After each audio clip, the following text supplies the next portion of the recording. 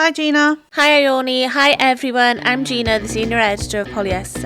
And I'm Ione, the founding editor-in-chief of Polyester, and this is the Polyester Podcast, a feminist pop culture podcast dissecting the discourse on a weekly basis. Before we start, if you're a fan of this podcast, please make sure to like, rate, subscribe and review.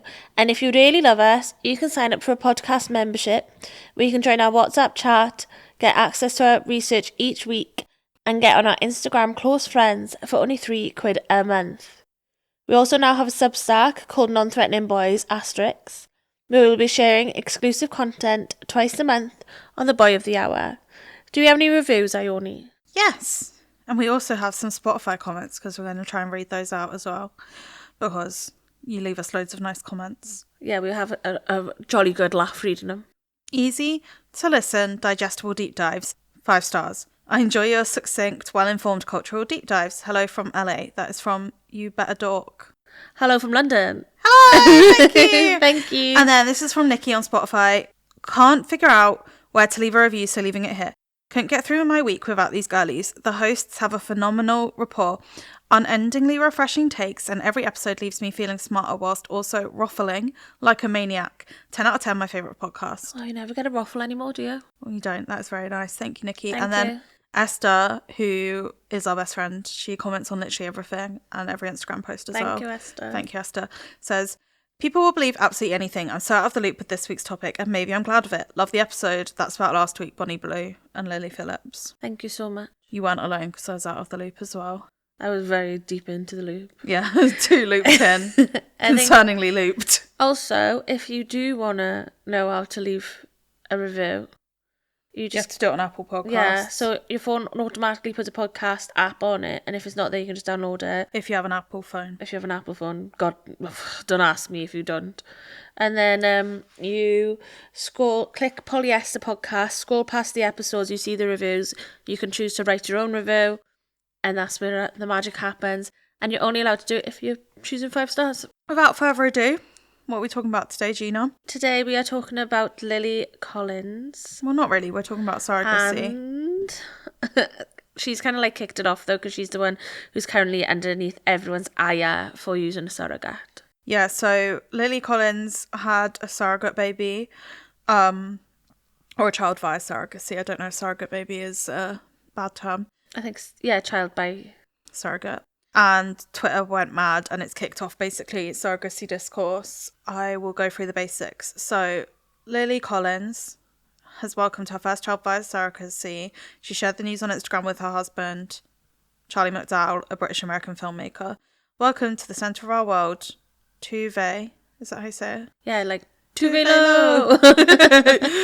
Tuve Jane McDowell. Words will never express our endless gratitude for our incredible surrogate and everyone who helped us along the way.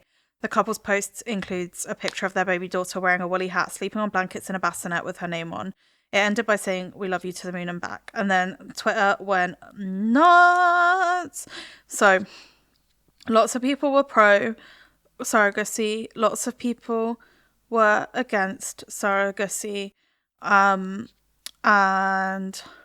some of the pro things, like it seems that with Lily Collins in particular, a lot of the pro discourse centered around the fact that she has spoken openly about having an eating disorder, which leads people to the assumption that she could not conceive naturally.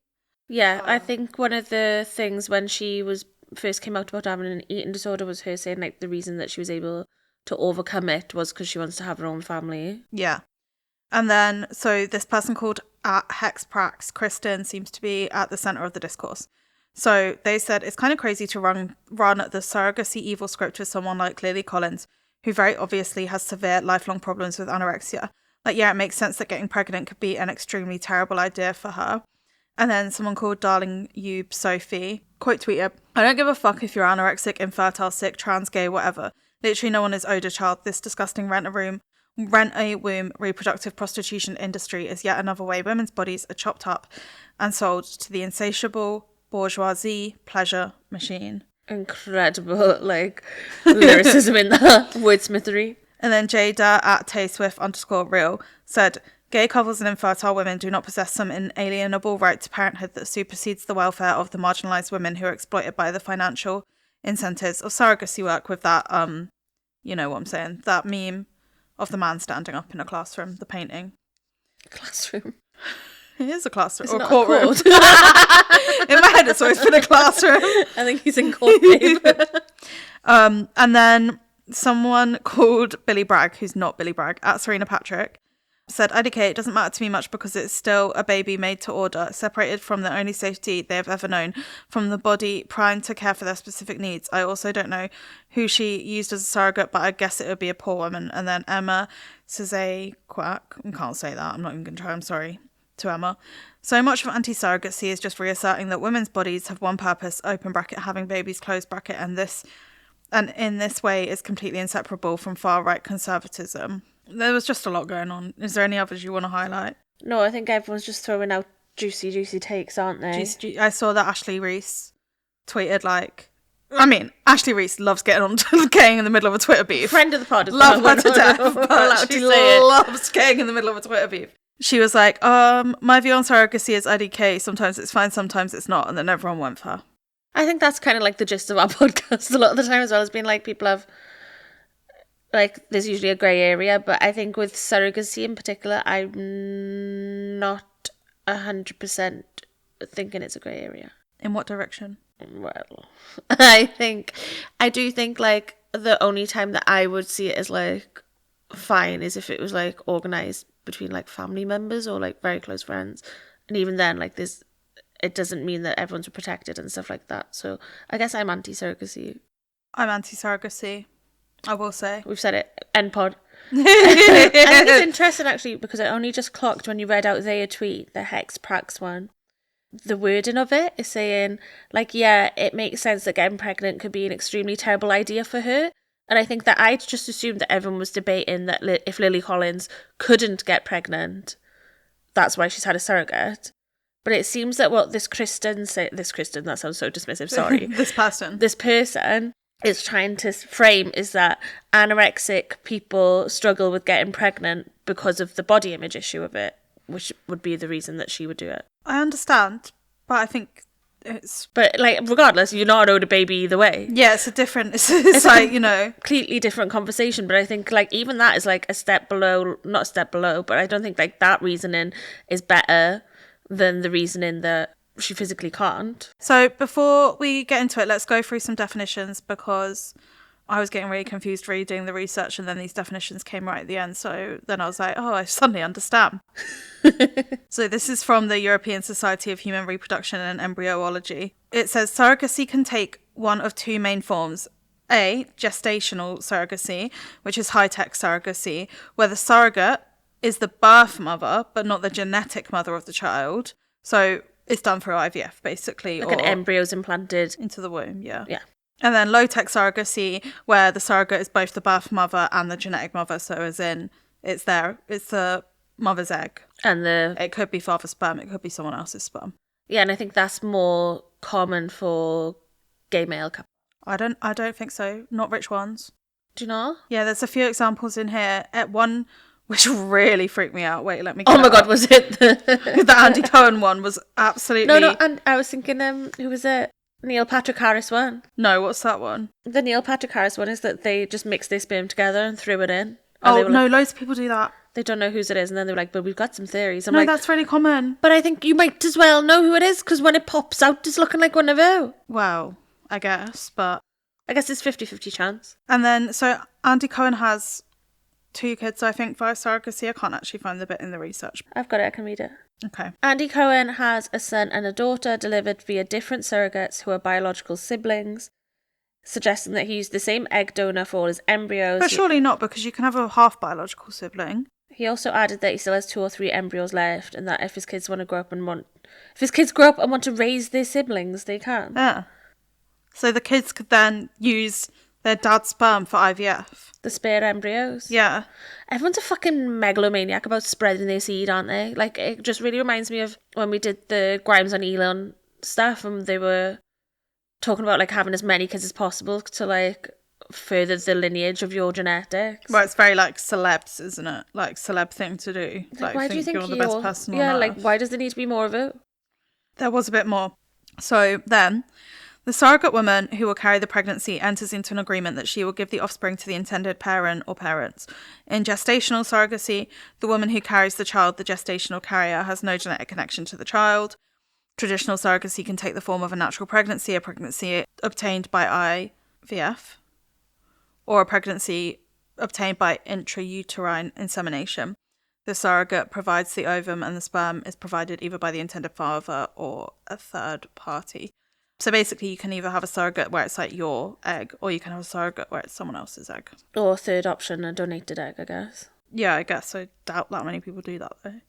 Fair enough. So I feel like there's always been like pro and anti-surrogacy sentiment, but I feel like it's definitely gained traction within the last decade more than not, and it's probably due to celebrities being more open with their use of surrogates. Like now I would say it's quite normalised. Like, yeah, you say it really casually when you announce your birth or something, or like it means that if you're a celebrity you can keep your pregnancy or the fact you're about to have a child private for longer. Like, have you seen that clip of Paris Hilton and Kathy, the mum, didn't know she was having a baby? No, but I've seen where Scott Disick was doing it to Kim. What? Like, he comes to her house and she's like, yeah, this is the nursery. And he's like, yeah, for what? And she's like, we're having a baby in a month. What are you on about? Yeah, so the Kardashians have obviously been one of the biggest like proponents of surrogacy in recent years, or like the most famous people that have spoken openly and like documented their surrogacy process. So Kim has 2 children by surrogacy, and Khloe Kardashian has 1 child by surrogacy, which are the ones we know about. Did Kylie carry the boy? Khloe in particular has like been in the middle of this debate because on the Kardashians she said that she felt really guilty that she used a surrogate. The quote is, "I felt really guilty that this woman just had my baby. I take the baby and go to another room and you're just separated. It felt like such a transactional experience.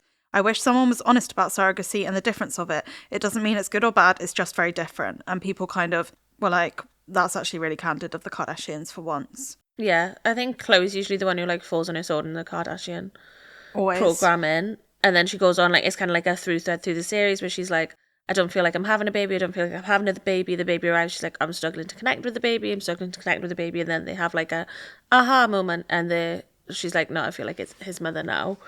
And it's kind of like just one of the B plots of the Kardashians that runs throughout one of the seasons. It was in 2023 that one happened. But she never really goes into why she chose to have a surrogate either. Whereas Kim had medical issues, which meant that she had to have one if she wanted to have more kids. Well, she was told that, yeah, she couldn't carry again, or she shouldn't give birth again because it might be life risking. I think also worth pointing out like the difference in the law in the UK to the US. So the law in the UK is changing, but you basically can't be a for-profit surrogate. So you can't carry a baby for money, basically. Like, you can have your reasonable costs covered, but you can't just be outright paid for being a surrogate. It's illegal. And in America, there is for-profit surrogacy. Some different states have different laws, and some states have outlawed it. But by and large, if you live in America, you can hire a surrogate. And also, a lot of the case studies we've read about are British couples that go to America. Yeah. And they get paid loads. Yeah, they get paid loads. I also think in America, it's very easy to get stuff like that done where you just go to another state to do it, or use like a clinic in another state. Yeah, like exactly. There's nothing really going against it. And then there's also agencies, like kind of like adoption agencies, and how they especially function in the US, which are for profit, where like a family will go to the agency and say, we want to have a surrogate, here's our needs, like, and they can be really niche and specific, like they have to love gaming, shit like that. The agency will pay them with a surrogate and then develop the relationship between them, take like 25% of the... And then also I think it's worth saying that while surrogates can be paid loads, it's probably a lot less than we think it is. So a lot of these kind of quoted figures in this research range from like 20 to 200k basically. But one of the actual surrogates in one of the think pieces said that they got 40 grand, which if you think about it, for a 9-month job in which like you're literally, it's your body, it takes over your body, and then it's longer than 9 months because you have to have recovery from giving birth, that's not that much money. Yeah, so much of, like, I think recent motherhood dialogue has been like, you are never the same again after having a baby, like, physically. So it is literally like you're being paid, that amount that you're getting paid for doing that job for people that you don't know is a sum that kind of has to last you the rest of your life. Like, it has to be worth an indelible change in yourself. That's true. But then also I'd say that, like, I think that's where the conversation comes in even more, where it's like, oh, poor women are at risk of being taken advantage of. Like, obviously women have choice and blah, blah, blah, blah, blah. But like, statistically, you're not going to carry someone's baby for 40 grand unless you like really need that money. Exactly. There was a really good bit in the research that they were like predicting being like, it's going to turn into like a class divide where there's going to be like the surrogacy class and then the pregnancy class.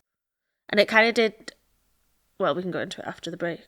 But then also, well, yeah, but there was also a thing in the research that it was saying basically like surrogacy class and pregnancy class, but then also that higher women that have more money suffer less risk in pregnancy anyway because they have access to greater medical equipment. Like, all of this stuff are more closely monitored, especially in America, but also here. Like, if you can pay to go private with your birth, which costs around 40 grand, I think, minimum, then obviously there's less chance that you're gonna like suffer a medical emergency or, you know, die in childbirth.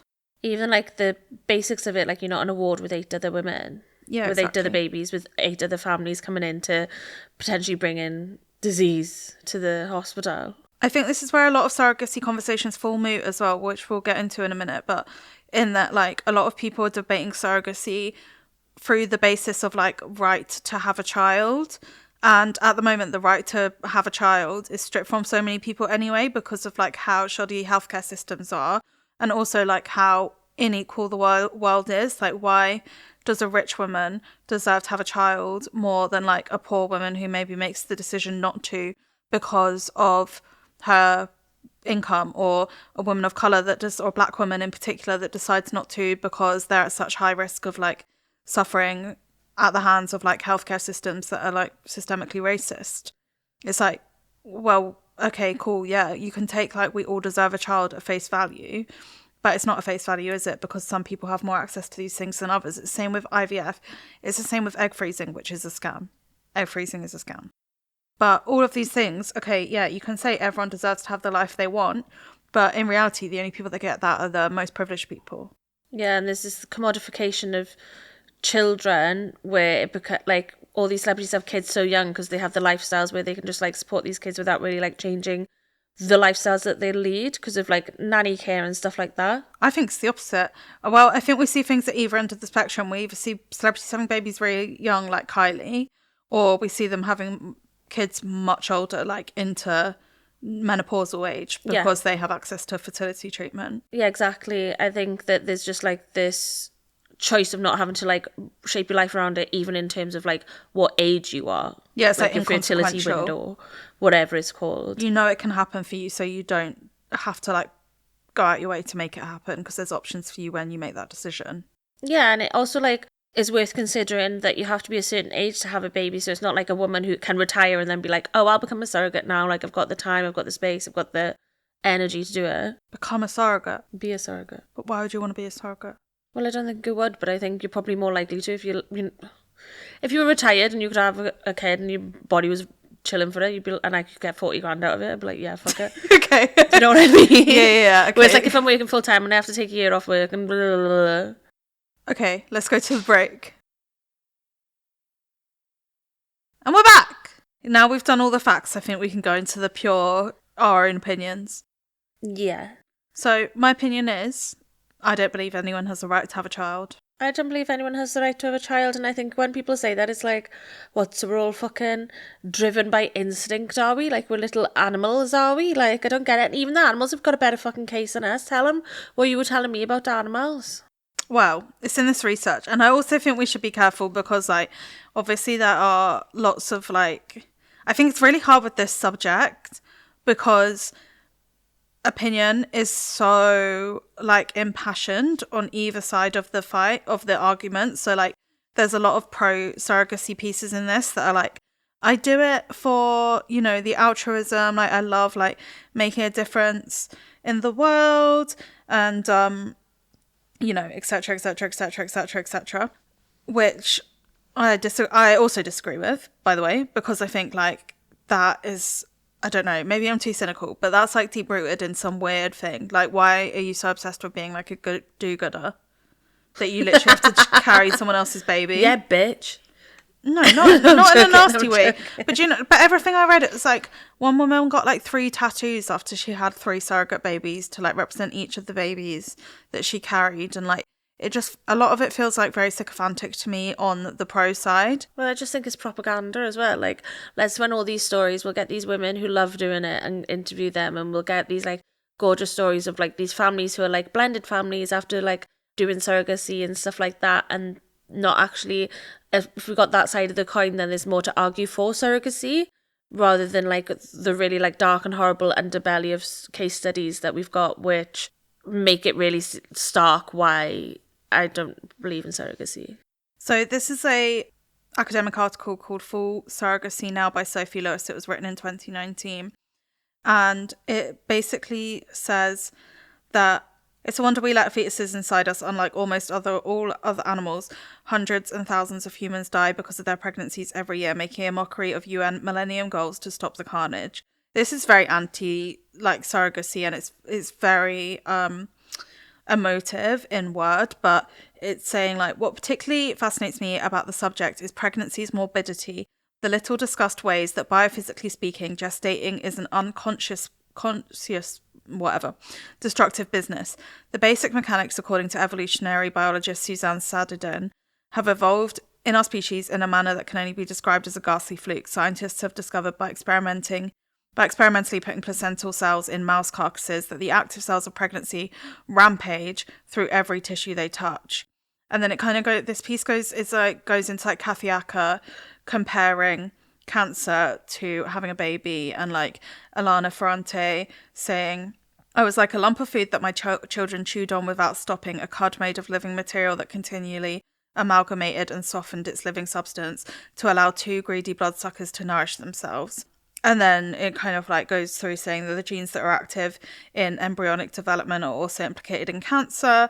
I think like even if you take all of this away from it, it's that like as a society, we don't necessarily treat pregnant people well for like all the reasons that I've just said. Like there's such a problem in this country and also in America with like maternity wards and like death rates on maternity wards, or like women walking away from their births with life-altering changes to their body.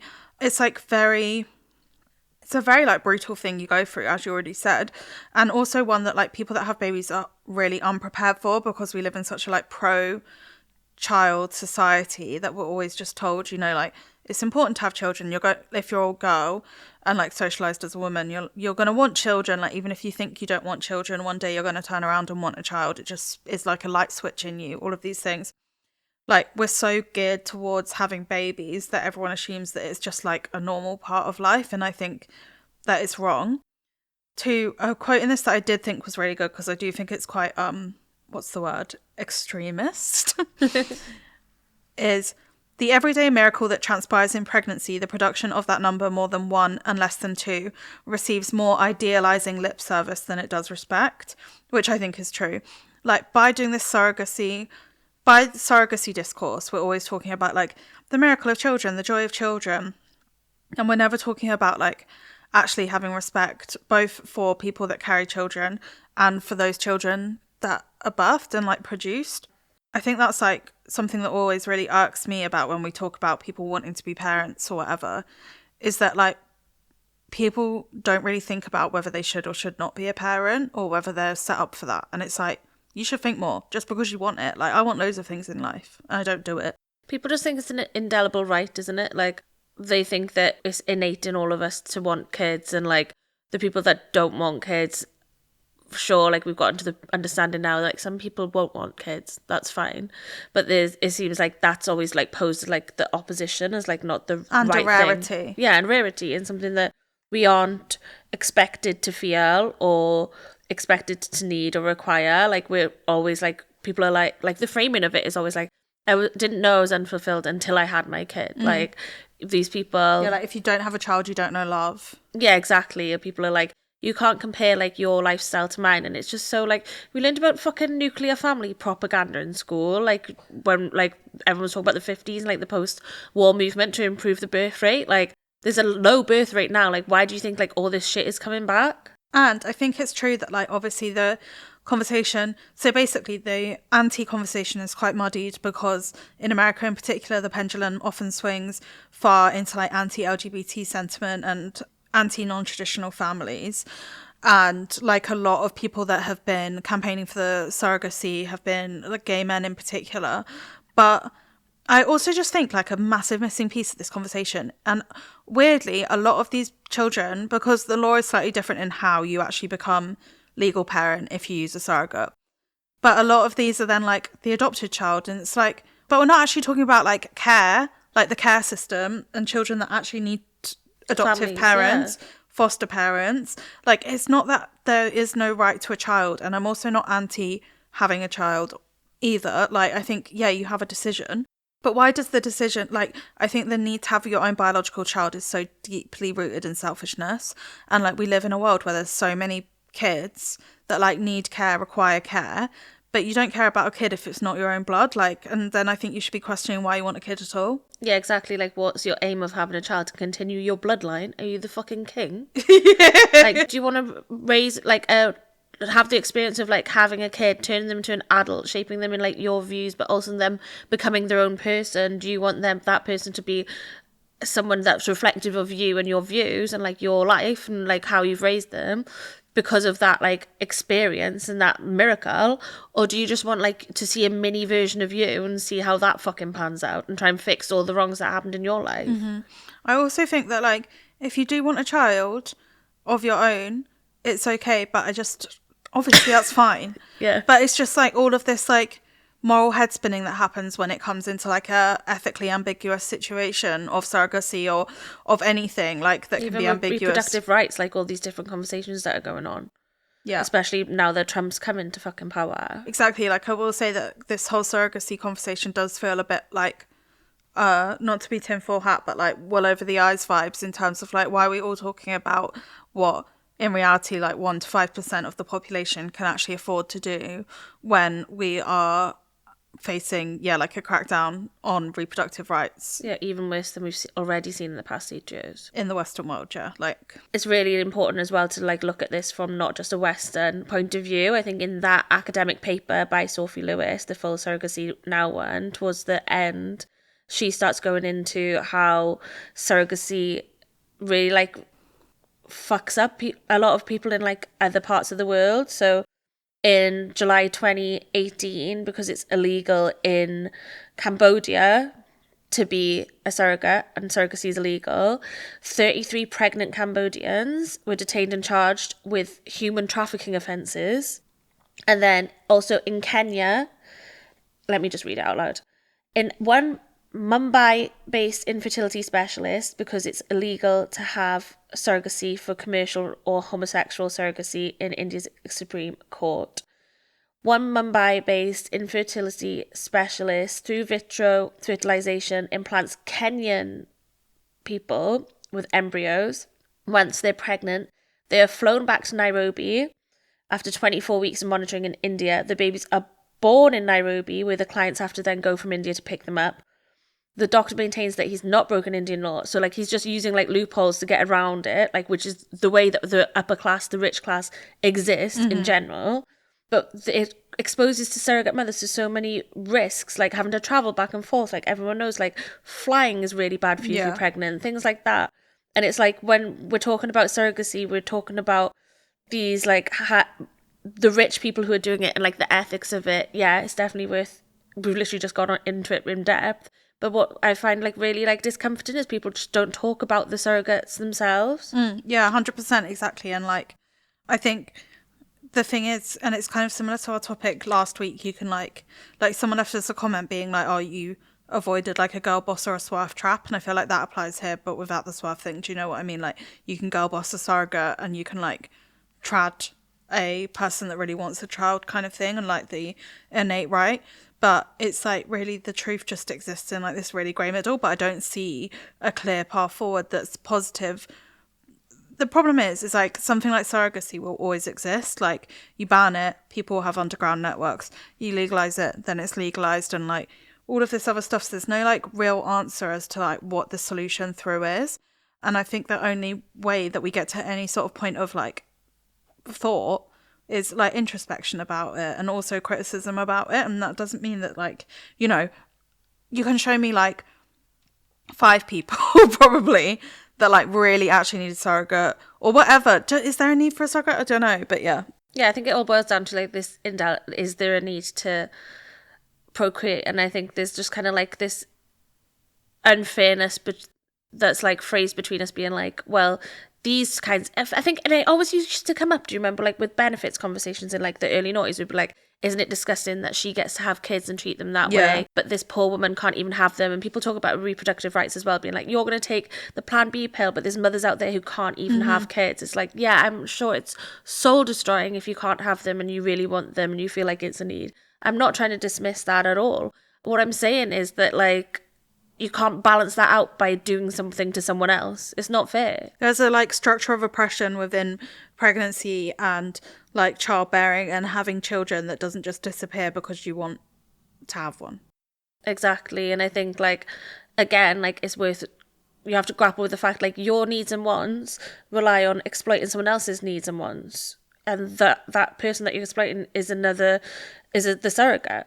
Yeah, and also, like, obviously adoption's not like a catch-all good thing either. Like, the private adoption industry, I'm sure, is like raw as much as the private surrogacy industry is, but it's like, I do think there's a weird specialism in wanting your own child that feels just like very uncomfortable to me personally.